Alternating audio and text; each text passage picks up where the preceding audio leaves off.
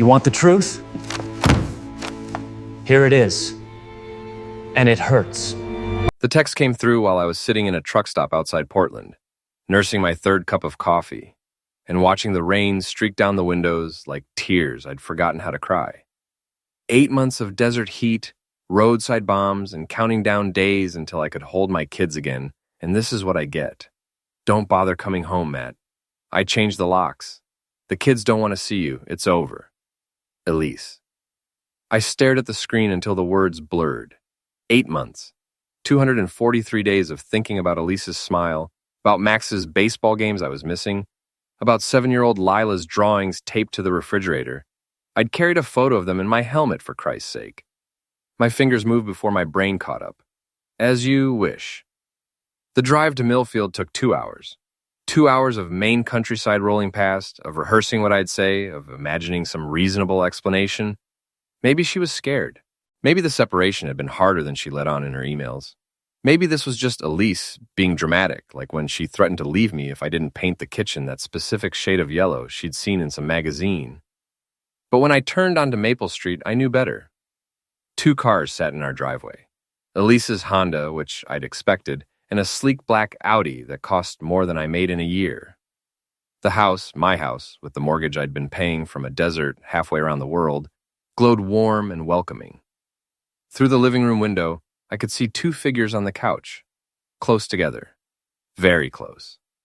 I parked 3 houses down and walked back, staying in the shadows Mrs. Garrison's oak tree provided. The woman had always been nosy, but tonight I was grateful for her overgrown landscaping. The living room window gave me a perfect view of my wife, curled up against some guy in an expensive sweater, wine glasses on the coffee table, her hand on his chest, his hand in her hair. 8 months fighting insurgents, I muttered to myself, and here I am, outflanked by a guy with better hair in a German sedan. I should have been angry, should have kicked down the door, should have made a scene. Instead, I felt something cold and calculating settle in my chest. Something that had kept me alive when the bullets started flying. I pulled out my phone and took pictures, not for any legal reason, not yet, but because I wanted proof this wasn't some nightmare brought on by bad truck stop coffee. Then I walked back to my truck and drove to the Motel 6 on Route 1. The next morning, I called my lawyer. Jerry, it's Matt Harlan. I need to file for divorce, today. Jerry Kowalski had handled my will before deployment, a straightforward guy who'd been practicing family law in Millfield for 20 years. Matt, you just got back. Maybe you and Elise should try counseling first. She changed the locks and moved another man into my house, I said, while I was deployed. I have photos. The line went quiet. Then, I'll clear my morning schedule. Jerry's office smelled like old coffee and legal pads. He looked exactly the same as when I'd left. Rumpled suit, thick glasses, the kind of guy who'd rather settle than fight but knew how to throw punches when cornered. This is bad, Matt, he said, flipping through the photos I'd printed at Kinko's. Adultery, abandonment of the marital home while you were serving. We can file for emergency custody and asset protection today. Do it. There's more we can do, Jerry continued. If she's cohabitating with this guy, if she's been using marital funds to support the relationship, if the children have been exposed to inappropriate situations... Jerry, I interrupted. I spent 8 months learning how to plan operations. I want to hit hard, hit fast, and hit where it hurts most. What do you need from me? He smiled for the first time since I'd walked in. Everything. Bank statements, emails, phone records, if you can get them. And Matt, welcome home. I spent the rest of the day gathering intelligence. First stop, Mrs. Garrison, the neighborhood's unofficial surveillance system.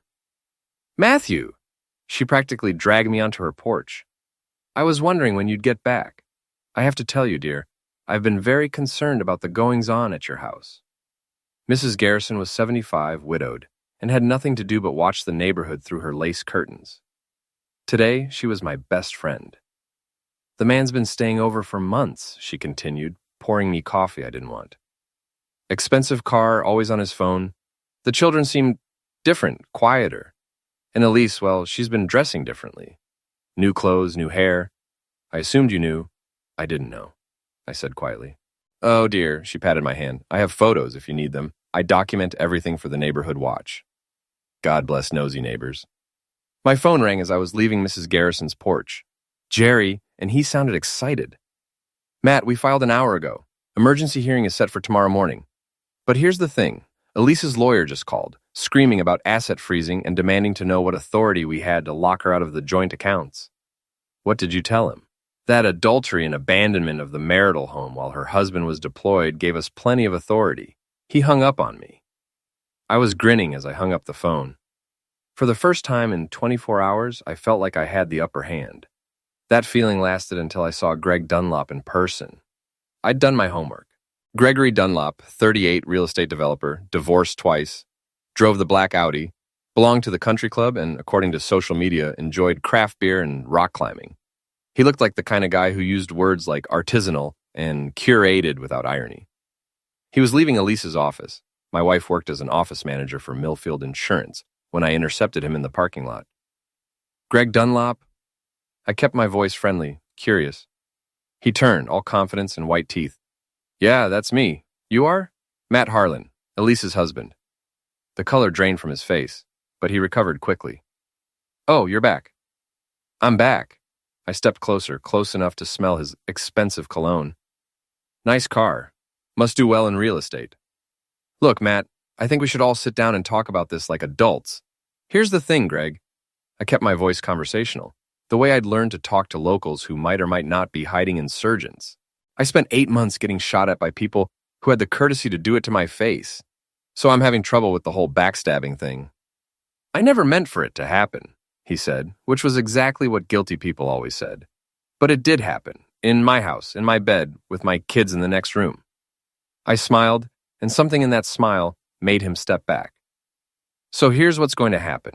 You're going to get in your fancy car, drive away, and never contact my wife again. Or this gets complicated. Are you threatening me? I'm explaining the situation. I pulled out my phone, showed him one of Mrs. Garrison's photos. Him leaving my house at 6 a.m, clearly having spent the night. Complicated for you, simple for me. Greg looked at the photo, looked at me, and apparently decided discretion was the better part of valor. This isn't over. Yeah, I said, watching him fumble with his car keys. It really is. But as I watched the Audi disappear down Main Street, I realized Greg Dunlop wasn't the type to scare easily. And Elise wasn't the type to give up without a fight. I was right on both counts. The emergency custody hearing was a massacre. Not the kind I'd expected. I'd figured Elise would show up with some sob story about lonely nights and making mistakes. Instead, she came loaded for bear, with accusations that made my blood run cold. Your Honor, her lawyer began, Mrs. Harlan has serious concerns about her husband's mental state following his military service. He's exhibited threatening behavior, stalking, and has made concerning statements about violence. I felt Jerry tense beside me. This wasn't just divorce court anymore. This was character assassination. He confronted Mr. Dunlop in a parking lot yesterday and made threats, the lawyer continued. Mrs. Harlan fears for her safety and the safety of the children. Your Honor, Jerry stood up, Mr. Harlan has no history of violence or mental health issues. These are desperate allegations from a woman caught in adultery who's trying to deflect. I have witnesses, Elise's lawyer interrupted. My heart sank. Of course she did. Elise had always been good at making friends, at presenting the version of events that made her look best. I could see it playing out.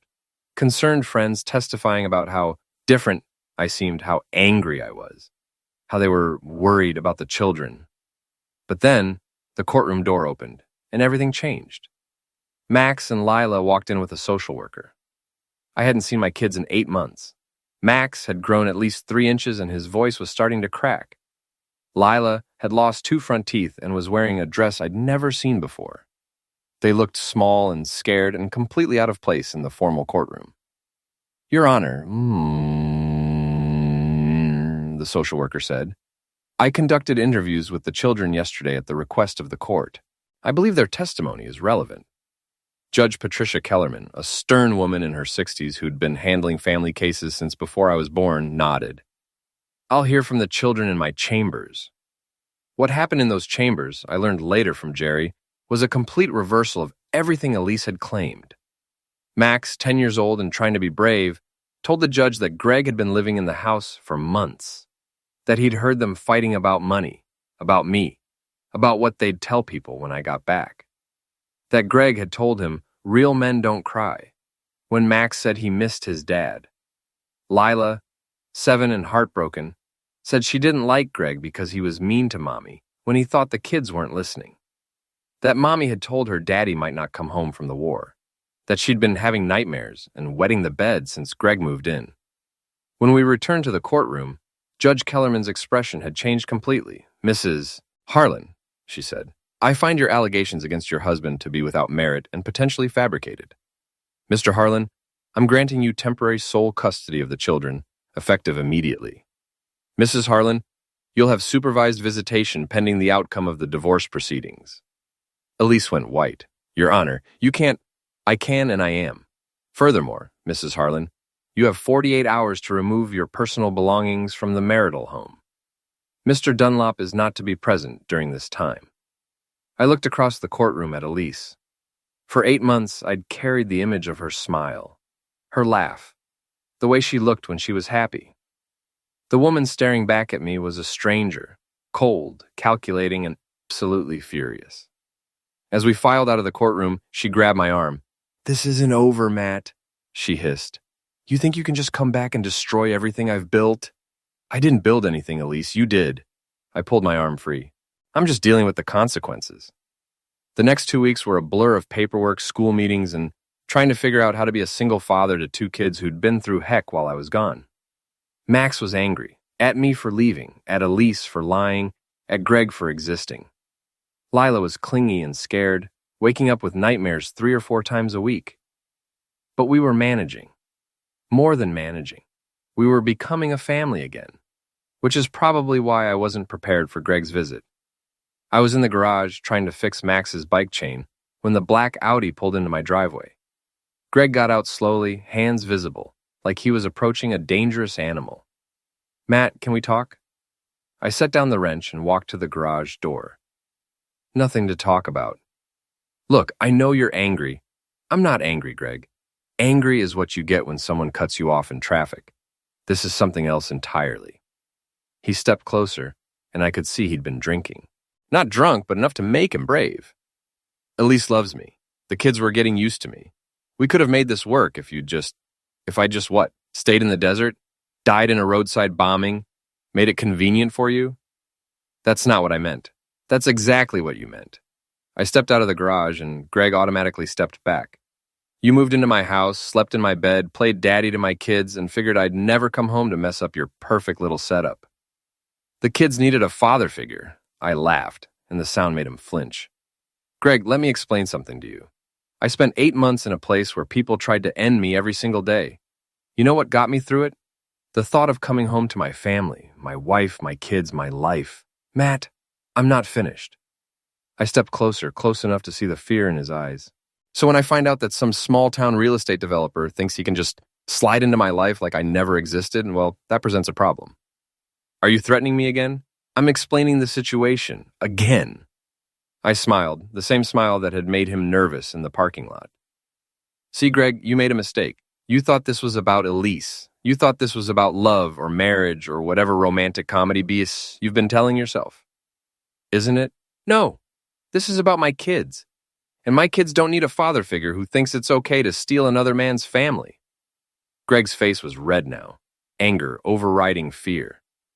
"Those kids were miserable before I came along. Elise was miserable. You were never here, even before you deployed, always working, always—" I hit him, not hard. I wasn't trying to hurt him, just shut him up. A quick jab to the solar plexus that doubled him over and left him gasping. "Greg," I said conversationally, you don't get to talk about my kids, ever." He straightened up slowly, one hand pressed to his chest. "You're crazy. Elise was right about you. Maybe, but I'm crazy and I'm here. And you're the one who has to leave." He walked back to his car without another word. But as he drove away, I could see him on his phone, calling Elise. Probably, or his lawyer, or the police. I was right about the police. Officer Danny Morrison showed up an hour later. We'd gone to high school together, played football on the same team. He looked embarrassed and apologetic as he took my statement. "Matt, I have to ask, did you hit Greg Dunlop? He was on my property, talking about my kids in a way I didn't appreciate." "That's not really an answer." "It's the only answer you're getting, Danny." He sighed and closed his notebook. "Look, I get it. I really do. But you can't go around punching people, even if they deserve it. Greg could press charges. Will he? I don't think so. Guy seemed more scared than hurt. But Matt, be careful. Elise has been talking to people, saying you're unstable. Something like this just gives her ammunition. After Danny left, I sat on my front porch and thought about what he'd said. Elise was building a narrative. The unstable veteran, the violent husband, the man who couldn't adjust to civilian life. It was smart, and it was exactly the kind of thing she'd do. But two could play that game. I called my old army buddy Wyatt Chen, who'd been running an auto repair shop in town since he got out 3 years ago. Matt, heard you were back. How's civilian life treating you? Like a kick in the teeth? Listen, I need a favor. Name it. I need you to keep your ears open. My soon-to-be ex-wife is spreading stories about me, and I have a feeling her boyfriend is going to be a problem. The real estate guy? Greg something? You know him? Know of him. Brought his Audi in for service a few months ago. Arrogant prick. Kept telling me how to do my job. Why? I explained the situation, the adultery, the custody battle, the confrontation in my driveway. Jesus, Matt, I'm sorry. What do you need me to do? Just listen. And if Greg Dunlop needs any more work on that fancy car of his, maybe you could find a few extra problems. Nothing dangerous, just inconvenient. Wyatt laughed. I can work with inconvenient. That night after the kids were asleep, I sat at my kitchen table and made a list. Not a hit list, I wasn't planning to hurt anyone. But a strategy list. Names, relationships, leverage points. Elise thought she could destroy my reputation and take my kids. Greg thought he could intimidate me into backing down. They were both wrong. The phone calls started the next morning. First was Tom Bradley, my former supervisor at the construction company where I'd worked before deployment. We'd been friends for 5 years, had beers together, complained about our wives together, covered for each other when life got complicated. Matt, we need to talk. Something in his voice made my stomach clench. What's up, Tom? Can you come by the office? There are some things we should discuss in person. The drive to Bradley Construction took 10 minutes, but it felt like an hour. Tom's office was exactly the same as when I'd left. Cluttered desk, coffee-stained blueprints, photos of job sites on the walls. Tom himself looked uncomfortable, like he'd rather be anywhere else. How are the kids adjusting? He asked, not meeting my eyes. They're fine, getting better every day. Good, that's good. He shuffled papers on his desk. Matt, I'm going to be straight with you. I've been hearing things around town. About the divorce, about some incidents with Elise's friend. Greg's not Elise's friend. He's the guy she was sleeping with while I was deployed. Right, okay. But Matt, people are saying you threatened him, that you might be having some adjustment issues. I felt the cold settle in my chest again. What people? It doesn't matter. What matters is that some of our clients are concerned about having you back on job sites, especially residential work where there are families around. Are you firing me? I'm suggesting you take some time, get counseling, work through whatever you're dealing with. Your job will be here when you're ready. I stood up slowly. Tom, I spent 8 months in heck so people like you could sleep safely in your beds. I came home to find my wife screwing another man in my house, and I'm handling it through the legal system. What exactly am I supposed to get counseling for?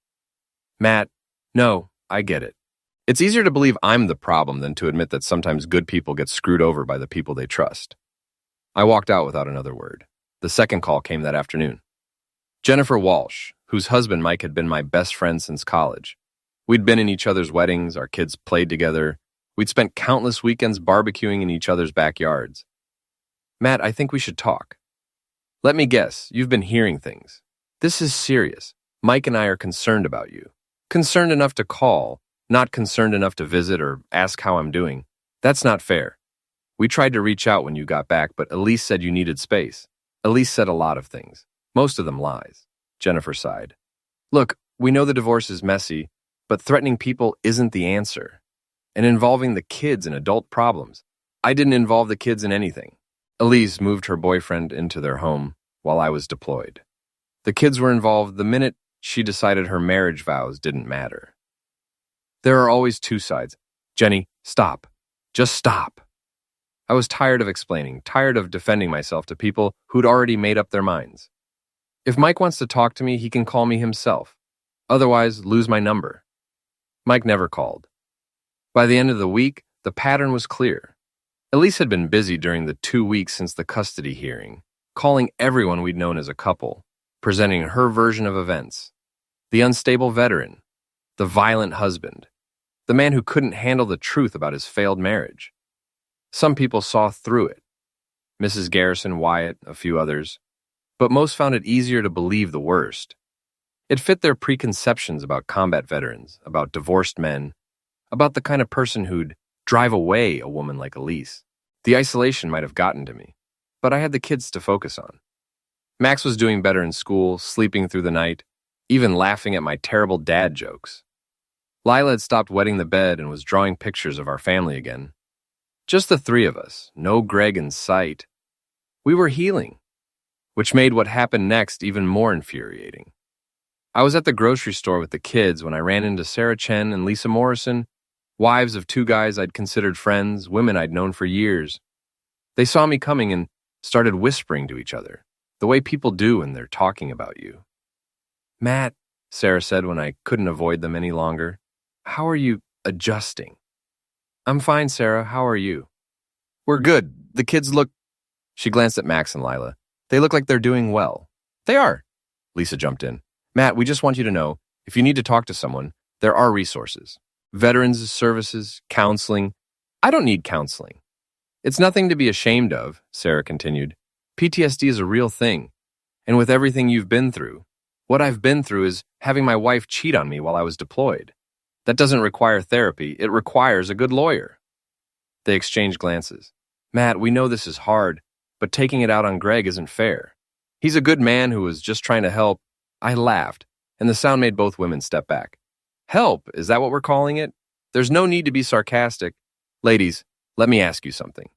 If your husbands were deployed and you started sleeping with another man in your marital bed, would you expect them to thank the guy for helping? That's different. How is it different?" Elise was lonely, she was struggling with the kids, so she decided to solve that by committing adultery. Got it. I started to push my cart away, but Lisa grabbed my arm. "Matt, we're worried about you. The things you said to Greg, the way you've been acting..." I looked down at her hand on my arm, then back at her face. "Lisa, I'm going to give you one chance to let go of me." She dropped her hand like she'd been burned. "Good choice." I looked at both women, these people I'd considered friends. "Here's what you're going to do. You're going to go home to your husbands and tell them that Matt Harlan is doing just fine, that he's taking care of his kids, handling his divorce through proper legal channels, and minding his own business. And if they have something to say to me, they can say it to my face instead of sending their wives to do reconnaissance." I pushed my cart toward the checkout, Max and Lila following quietly. In the cereal aisle, Lila tugged on my shirt. "Daddy, why were those ladies being mean to you?" "They weren't being mean, sweetheart. They were just confused about some things." "About what?" I knelt down to her level. Sometimes when people don't understand a situation, they make up their own version of what happened. It's not their fault exactly, but it's not helpful either. Like when Max said I broke his video game, but really it was already broken. Exactly like that. Max, who'd been quiet through the whole exchange, spoke up. "Dad, are we in trouble?" "No, buddy, we're not in trouble. Some people just don't like it when you stand up for yourself." That night, after the kids were in bed, I called Wyatt. "How's the social rehabilitation going?" he asked. "About as well as you'd expect. I'm officially the town pariah. Give it time. People have short memories." "I don't have time, Wyatt. Elise is building a case that I'm unstable, and every day that goes by gives her more ammunition." "What do you need?" "Information. Greg Dunlop has been playing the victim, but I guarantee he's not as clean as he pretends to be. Nobody gets that defensive unless they have something to hide. I'll make some calls. And, Wyatt, I think it's time to escalate things a little. What did you have in mind?" I told him. 2 days later, Greg's Audi wouldn't start. When he had it towed to Wyatt's shop, the diagnosis was grim. Sugar in the gas tank, slashed tires, and someone had stuffed raw fish into the air conditioning vents. "Vandalism," Wyatt told him with a straight face. "Probably kids. You might want to park in a garage from now on." The repair bill was $1,800. The next week, Greg's credit card was declined at the country club. When he called the company, they explained that someone had reported suspicious activity on his account. Large purchases that didn't match his normal spending pattern. The account was frozen pending investigation. The week after that, Greg received a visit from the IRS. Someone had filed a report suggesting he wasn't properly reporting income from his real estate deals. The audit would take months. "Matt," Wyatt called to report, "your boy Greg is starting to look a little frayed around the edges." "Good. How frayed?" "He came by the shop yesterday, demanding to know who vandalized his car. Started yelling about lawsuits and police reports. I told him vandalism was a crime, and he should definitely report it." "Did he?" "Nope. Turns out Greg Dunlop has some outstanding warrants for unpaid traffic tickets. Nothing serious, but enough to make him avoid official attention." I smiled for the first time in weeks. "Wyatt, you're a beautiful human being." "I do what I can, but Matt, be careful. Cornered animals do stupid things." He was right, but I was counting on it. The confrontation I'd been expecting finally came on a Thursday night in October. I was helping Lila with her homework when the doorbell rang. Through the peephole, I could see Greg on my front porch, and he wasn't alone. Mike Walsh stood behind him, looking uncomfortable, but determined. My former best friend had finally decided to get involved. I opened the door, but didn't invite them in. "Gentlemen," "Matt, we need to talk," Mike said. "About what?" "About what you've been doing to Greg. The harassment, the vandalism, the false reports to government agencies. I have no idea what you're talking about." Greg stepped forward, his face red with anger and frustration. "You know exactly what I'm talking about. Ever since that day in your garage, my life has been heck. My car, my credit cards, the IRS audit. You think I'm stupid? I think you're paranoid, but then adultery probably does that to a person. I never meant for anyone to get hurt," Greg said, which was the closest thing to an apology I was likely to get. "But people did get hurt. My kids got hurt, I got hurt, and you got to play house with my family while I was getting shot at." Mike stepped between us. "Matt, this has to stop. Whatever you're doing, it's not solving anything. What I'm doing, Mike, is taking care of my children and rebuilding my life. If Greg's having problems, maybe he should look at the choices that got him here. You can't keep punishing him forever, and I'm not punishing anyone. I'm just not helping him anymore." "What does that mean?" I looked at Mike, really looked at him. We'd been friends for 15 years, but the man standing on my porch was a stranger. Someone who'd chosen sides without hearing my story, who'd sent his wife to interrogate me in a grocery store instead of calling himself. "It means I'm done pretending we're friends, Mike. You made your choice when you decided Elise's version of events was more believable than mine. That's not fair." "Fair?" I laughed, and the sound made both men step back. "You want to talk about fair?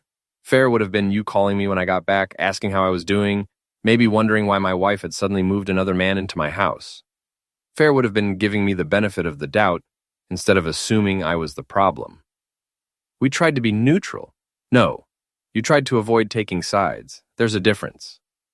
Greg, who had been listening to this exchange with growing impatience, finally exploded. "This is BS. You're a psychopath, Matt.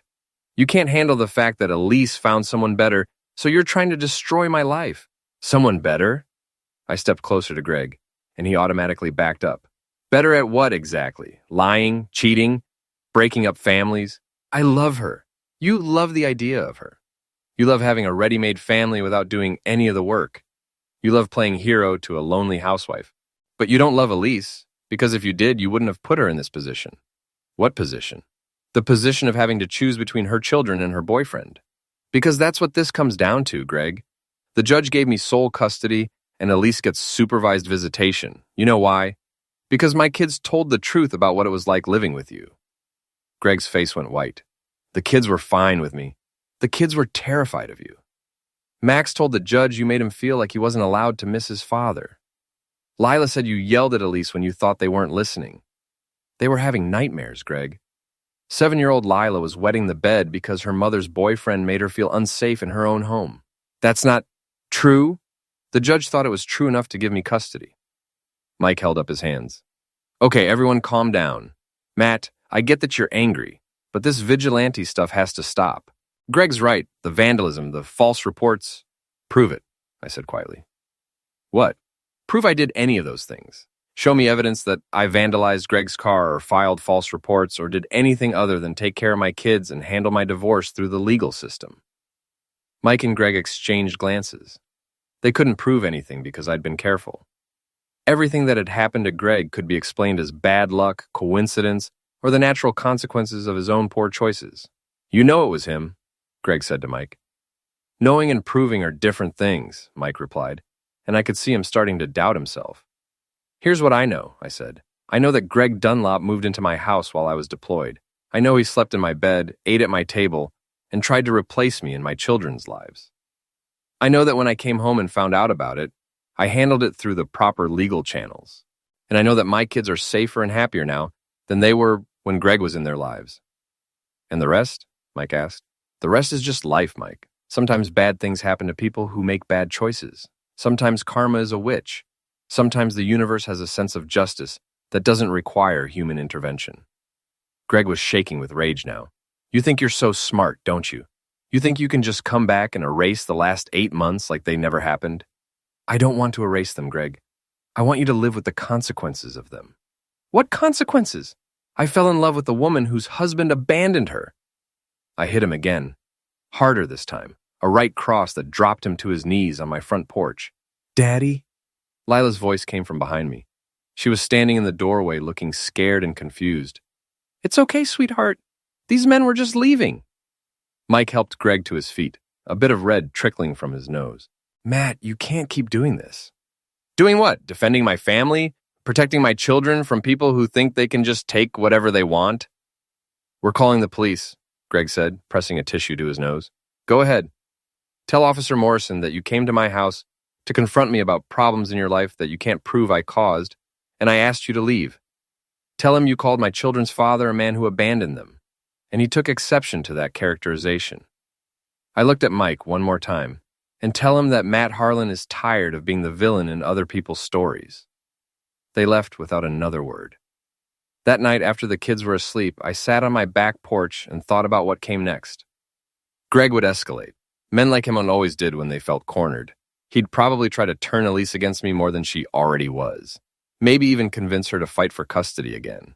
But I wasn't the same man who'd left for deployment 8 months ago. That man had trusted people, believed in fairness, assumed that doing the right thing would be enough. This man knew better. My phone rang. Wyatt. Heard you had visitors tonight. News travels fast. Small town. You okay? I'm fine. Greg's nose might disagree. Wyatt laughed. Good. Listen, I've got some information you might find interesting about Greg's business practices. I'm listening. Turns out your boy Greg hasn't been entirely honest with his investors. Some of those real estate deals he's been bragging about, the numbers don't add up. I've got a friend who works at the bank, and she says there are some irregularities in his loan applications. Irregularities? The kind that might interest the district attorney's office. I smiled in the darkness. Wyatt, you continue to be a beautiful human being, just looking out for my friends. What do you want me to do with this information? Hold on to it. I have a feeling we're going to need it soon. Matt, be careful. If Greg's business is as dirty as I think it is, he's got more to lose than just Elise. I'm counting on it. After I hung up, I went inside and checked on the kids. Max was sleeping peacefully, his baseball glove on the nightstand beside his bed. Lila had kicked off her covers and was clutching the stuffed elephant I'd brought her from overseas. They were safe. They were happy. They were home. And I'd do whatever it took to keep them that way. The call came at 6 a.m, 3 days after the confrontation on my porch. Jerry Kowalski, and he sounded worried. Matt, we've got problems. Elise filed an emergency motion claiming you're a danger to the children. She's got witnesses who say you've been violent, unstable, making threats. I sat up in bed, instantly awake. What witnesses? Greg Dunlop, Mike Walsh, and 2 women from the grocery store. They're painting a picture of a man who can't control his temper, who's been stalking and harassing people, who might hurt his own kids. That's BS. And you know it. I know it, but I'm not the one who matters. Judge Kellerman is concerned enough to schedule an emergency hearing for this afternoon. Matt, they could take the kids. The cold settled in my chest again, but this time it was different. This time it was absolute zero. The kind of cold that ended everything it touched. Jerry, I need you to do something for me. What? Call Wyatt Chen at Chen's Auto Repair. Tell him it's time to make those phone calls we discussed. Matt, what are you planning? I'm planning to end this. The hearing was set for 2 o'clock.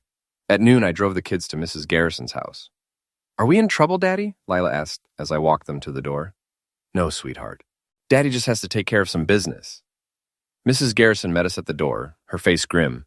She'd heard about the hearing through the neighborhood gossip network. Those people have no shame, she said, pulling the kids inside. Don't you worry, Matthew. The truth has a way of coming out. Yes, it does. I arrived at the courthouse, 15 minutes early. Elise was already there with her lawyer, looking confident and composed. Greg sat beside her, a bandage across his nose, playing the part of the injured victim. Mike Walsh was there too, along with Sarah Chen and Lisa Morrison. My former friends, ready to testify about my unstable behavior and violent tendencies. Jerry met me at the defendant's table. Matt, I have to ask, is there anything you haven't told me? Anything that might come out in testimony? Nothing that matters. That's not an answer. It's the only answer you're getting. Judge Kellerman entered, and we all stood. She looked tired and frustrated, like a woman who'd seen too many ugly divorces and didn't have patience for another one. This is an emergency hearing regarding the custody arrangement for Max and Lila Harlan, she began. Mrs. Harlan, you filed a motion claiming that Mr. Harlan poses a danger to the children. Present your evidence. Elise's lawyer stood up. Your Honor, we have multiple witnesses who can testify to Mr. Harlan's increasingly erratic and violent behavior since his return from deployment. Proceed. Greg was the first witness. He told his story well. The concerned friend trying to help a struggling family, the violent veteran who couldn't accept that his wife had moved on, the escalating pattern of harassment and intimidation. He threatened me multiple times, Greg testified. He said he would make my life heck, that he knew how to hurt people without getting caught.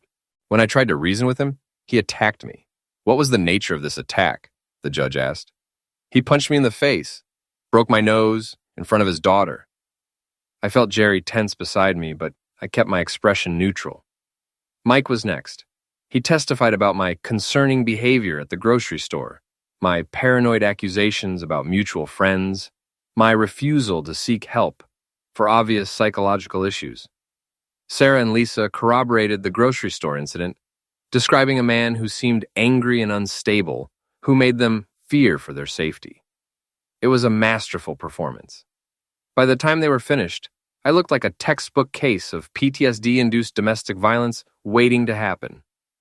Mr. Kowalski, Judge Kellerman said, does your client wish to respond to these allegations? Jerry stood up. Your Honor, we have evidence that these witnesses are not as credible as they appear. What evidence? Phone records, Your Honor, and financial documents. Jerry walked to the evidence table and picked up a thick folder. Your Honor, Mr. Dunlop has testified that he was merely a concerned friend trying to help Mrs. Harlan. However, phone records show that he and Mrs. Harlan were in contact for months before Mr. Harlan's deployment, including numerous late-night calls and text messages. Elise went pale. Furthermore, Jerry continued, financial records show that Mr. Dunlop paid for a hotel room for Mrs. Harlan on 3 separate occasions while Mr. Harlan was overseas. These receipts are dated well before any alleged breakdown in the marriage. Your Honor, Elise's lawyer objected, this is irrelevant to the question of Mr. Harlan's current mental state. It's relevant to the credibility of the witnesses, Jerry shot back. Mr. Dunlop and Mrs. Harlan have been conducting an extramarital affair for over a year. They have a vested interest in portraying Mr. Harlan as unstable. Judge Kellerman studied the documents Jerry had handed her. Mr. Dunlop, is this information accurate? Greg looked like he wanted to disappear. Your Honor, my relationship with Elise began after her marriage was already over. That's not what I asked. Did you pay for hotel rooms for Mrs. Harlan while her husband was deployed? Yes, but did you have regular phone contact with her during this period? Yes, thank you. Mrs. Harlan, were you conducting an extramarital affair while your husband was serving overseas? Elise's lawyer whispered frantically in her ear, but she had no choice. Yes, Your Honor. The courtroom was silent. Judge Kellerman looked at the other witnesses. Mr. Walsh, were you aware of this affair when you agreed to testify about Mr. Harlan's mental state? Mike looked sick. No, Your Honor, I thought... Elise said the marriage had been over for months before Greg came into the picture. Mrs. Chen, Mrs. Morrison, same question.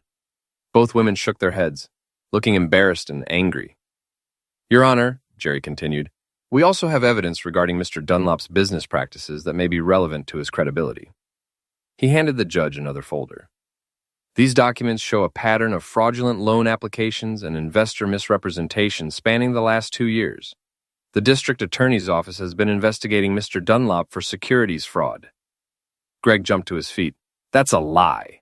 Sit down, Mr. Dunlop, Judge Kellerman ordered. She studied the documents, her expression growing darker. Mr. Kowalski, how did you obtain these financial records? Through legitimate channels, Your Honor. Mr. Dunlop's business partner provided them voluntarily after becoming aware of the irregularities. That was Wyatt's doing. He'd tracked down Marcus Hoffman, Greg's business partner, and shown him evidence of Greg's creative accounting. Faced with potential criminal liability, Marcus had cooperated fully. Judge Kellerman set down the papers and looked at Elise's lawyer. Counselor, do you have any other witnesses? No, Your Honor. Mr. Kowalski, does your client wish to testify? Jerry looked at me and I nodded. I stood up and walked to the witness stand. The oath felt familiar. I'd sworn similar oaths when I enlisted, when I deployed, when I'd promised to defend the Constitution against all enemies, foreign and domestic. Mr. Harlan, Jerry began, have you ever threatened Mr. Dunlop? I told him that his relationship with my wife was inappropriate and that he should end it. I told him that I would use every legal means at my disposal to protect my children. If he interpreted that as a threat, that's his prerogative. Have you engaged in any harassment or stalking behavior?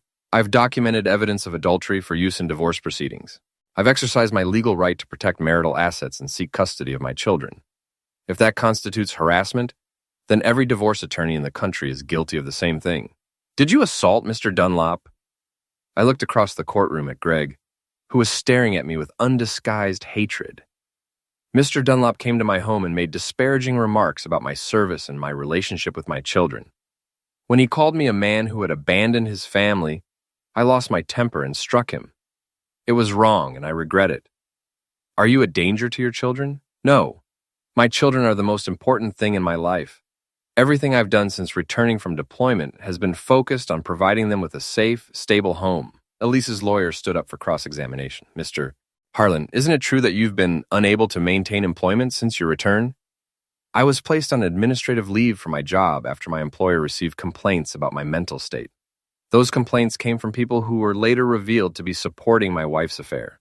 Isn't it true that you've isolated yourself from friends and family? I've distanced myself from people who chose to believe lies about me rather than ask for my side of the story. I don't consider that isolation. I consider it good judgment. Mr. Harlan, don't you think your children would be better off in a stable, two-parent home? I looked at Elise, sitting at the plaintiff's table with her lover and her lawyer. For a moment, I saw the woman I'd married, the woman I'd loved, the woman I'd thought about every day for 8 months while I was overseas. Then I remembered Max's nightmares and Lila's tears, and the moment passed. My children are in a stable home, I said quietly. They're with their father, who loves them more than life itself, and who will never abandon them again. The hearing ended at 4:30. Judge Kellerman retired to her chambers to consider the evidence, and we waited. At 5:15, she returned. I've reviewed all the testimony and evidence presented today, she began. Mrs. Harlan, I find that your allegations against your husband are not supported by credible evidence. The witnesses you presented had clear conflicts of interest and were not fully informed about the circumstances of your marriage. Elise started to cry. Furthermore, I'm troubled by the pattern of deception revealed in today's testimony. You conducted an extramarital affair while your husband was serving his country, then attempted to portray him as mentally unstable when he discovered your infidelity. Your Honor, Elise's lawyer began. I'm not finished. Mr. Harlan, while I don't condone your physical altercation with Mr. Dunlop, I understand the circumstances that led to it. You returned from military service to find your family destroyed by your wife's adultery. Your response, while imperfect, has been largely appropriate and legal. She looked at both sides. The custody arrangement stands. Mr. Harlan retains sole custody of the children. Mrs. Harlan's visitation remains supervised pending the outcome of the divorce proceedings. Your Honor, Elise's lawyer tried again, we'd like to request, Counselor, I suggest you focus your efforts on the divorce proceedings rather than custody. Based on what I've seen today, Mrs. Harlan is fortunate to have any visitation rights at all. As we filed out of the courtroom, Greg grabbed my arm in the hallway. This isn't over, he hissed. I looked down at his hand, then back at his face. Yeah, it really is. You think you've won? You've destroyed everything, but you haven't won anything. I've won the only thing that matters. My kids are safe, and they're with me. Elise will never forgive you for this. I don't want Elise's forgiveness. I want her to live with the consequences of her choices. Greg's face was red with rage. You're a vindictive bastard. I'm a father protecting his children. If that makes me a bastard, I can live with that. He stormed off, Elise following behind him. She looked back once, her face streaked with tears, but I felt nothing. The woman I'd loved was gone, replaced by a stranger who'd been willing to destroy her own children to cover up her mistakes. Jerry clapped me on the shoulder. How does it feel to win? Like the beginning, not the end. What do you mean? I watched Elise and Greg disappear around the corner, probably heading to his car, probably planning their next move. But they were out of moves. Greg's business was under investigation, his reputation was ruined, and his relationship with Elise was built on lies that had finally been exposed. I mean, they're going to have to live with what they've done for the rest of their lives. Every time they look at each other, they'll remember how it started. Every time someone asks about their relationship, they'll have to decide whether to lie or tell the truth about the affair. Every time they see my kids, they'll remember what they lost. And you? I get to go home to my children and start rebuilding the life they tried to destroy. I walked out of the courthouse into the October afternoon. The leaves were turning and there was a crisp edge to the air that promised winter was coming. But for the first time since I'd gotten that text message outside Portland, I felt warm. I had my kids back. I had my house back. I had my life back. And Greg Dunlop and Elise could go to heck. 3 months later, I was coaching Max's Little League team when I saw the black Audi drive past the baseball field. Greg was behind the wheel, alone, looking like a man who'd aged 10 years in 3 months. The district attorney had filed charges 2 weeks after the custody hearing. Securities fraud, bank fraud, and filing false tax returns. Greg's bail was set at $50,000, which he couldn't make because his assets had been frozen pending investigation. He'd spent 4 days in county jail before his lawyer worked out a plea deal. No prison time, but 5 years probation, full restitution to investors, and a felony conviction that would follow him for the rest of his life. His real estate business was gone. His country club membership was revoked. His fancy condo was in foreclosure, and Elise had left him 2 weeks ago. "Coach Matt," one of the kids yelled, "are we going to practice or what?" I turned my attention back to the team. Max was playing shortstop, his glove work improving every week. He'd grown another 2 inches since the custody hearing and was starting to look like the teenager he'd become in a few years. "All right, let's work on double plays," I called out. After practice, Max and I stopped by the grocery store to pick up ingredients for Lila's birthday cake. She was turning 8 next week, and we were planning a party in the backyard with all her friends from school. In the cereal aisle, we ran into Sarah Chen. She saw me coming and looked like she wanted to disappear, but there was nowhere to go. "Matt," she said quietly. "How are you?" "I'm good, Sarah. How are you?" "Fine, good. The kids look..." She glanced at Max, who was comparing sugar content on cereal boxes. "They look really happy." "They are. Matt, I owe you an apology about the testimony, about believing. I should have talked to you first." "Yes, you should have," she winced. "I know you probably can't forgive me, but I want you to know that I'm sorry. We all are. I appreciate that. Do you think... would it be possible for us to be friends again? I know things can't go back to the way they were, but maybe..." I looked at this woman who'd known me for years, who'd sat at my dinner table, whose children had played with mine, who'd been ready to testify that I was a dangerous man based on gossip and assumptions. "Sarah, I've learned something over the past few months. Real friends don't abandon you when things get complicated. They don't choose sides based on rumors. They don't send their wives to interrogate you in grocery stores instead of calling themselves. I know, but I'm not angry anymore. I understand why you did what you did. But understanding isn't the same as forgetting. So that's it? We can never be friends again?" "We were never really friends, Sarah. We were just neighbors who got along. There's a difference." I walked away, Max following beside me. In the parking lot, he looked up at me. "Dad, was that lady one of the people who lied about you?" "She was one of the people who believed lies about me without checking to see if they were true." "What's the difference?" "The difference is intent, buddy. She didn't mean to hurt us, but she did anyway. Sometimes good people do bad things because they don't think them through." "Are you still mad at her?" "No, but I'm not going to pretend it didn't happen either." That night after the kids were asleep, I sat on my back porch with a beer and thought about the past 6 months. The deployment, the homecoming, the divorce, the custody battle, the slow process of rebuilding our lives. My phone rang. Wyatt. How's civilian life treating you these days? Better, much better. Good to hear. Listen, I've got some news you might find interesting. What's that? Elise filed for bankruptcy yesterday. Turns out she'd been using credit cards to fund her lifestyle with Greg, and now that he can't pay his bills, she's stuck with the debt. I felt a moment of something that might have been sympathy, but it passed quickly. Where's she living? With her sister in Portland, working at a temp agency, making about 1/3 of what she used to make at the insurance company. And Greg? Still in town, surprisingly. Living in a studio apartment above the laundromat, driving a 15-year-old Honda. I think he's working at the hardware store. Huh. You don't sound surprised. I'm not. Greg's the kind of guy who thinks he can charm his way out of anything.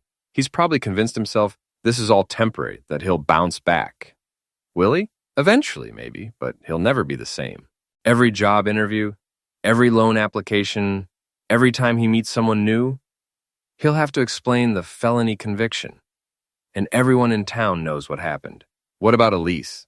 I thought about my ex-wife, working temp jobs and living with her sister, probably telling herself that she was the victim in all this. That if I'd just been more understanding, more forgiving, none of this would have happened. Elise will survive, she always does. But she'll never have what she really wanted. Which was what? Respectability, status, the perfect life she could show off to her friends. That's gone forever. And you? You got what you wanted? I looked through the kitchen window at the pictures on the refrigerator. Max's report card, Lila's artwork, a photo of the three of us at the beach last weekend.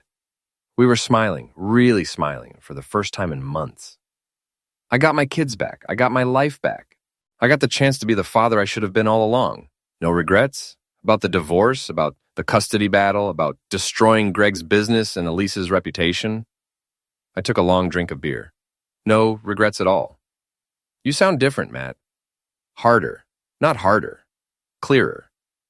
I spent 8 months in a place where people tried to end me, and I came home to find out that the real enemy was sleeping in my bed.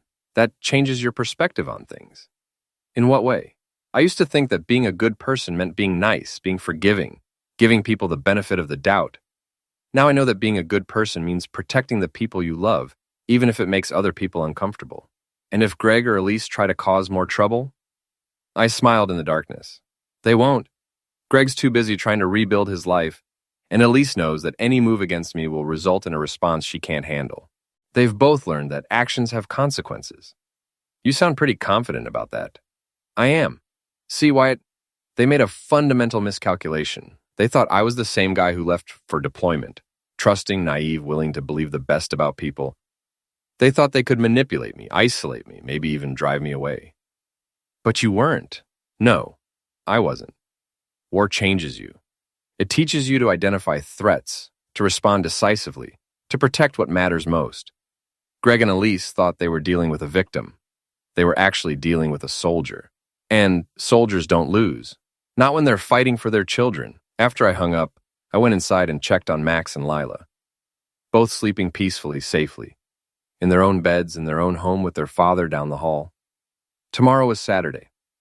We'd sleep in, make pancakes, maybe go to the park or the movies. Normal family stuff, the kind of life I'd dreamed about during those long nights in the desert. The kind of life Greg and Elise had tried to steal from us. But we'd won. Not just the custody battle or the divorce proceedings, but something more important. We'd won our family back. We'd won our future back. And Greg and Elise, they'd lost everything that mattered. Their relationship was built on betrayal and lies, and now that the foundation had cracked, the whole structure was collapsing. They'd have to live with that for the rest of their lives. I, on the other hand, got to live with the knowledge that when my family was threatened, I'd done whatever it took to protect them. That when people tried to destroy my life, I'd fought back and won. That when it mattered most, I'd been exactly the father and man my children needed me to be. Some wars you win by surviving. This one, I'd survived and they hadn't. And that was exactly the way it should be.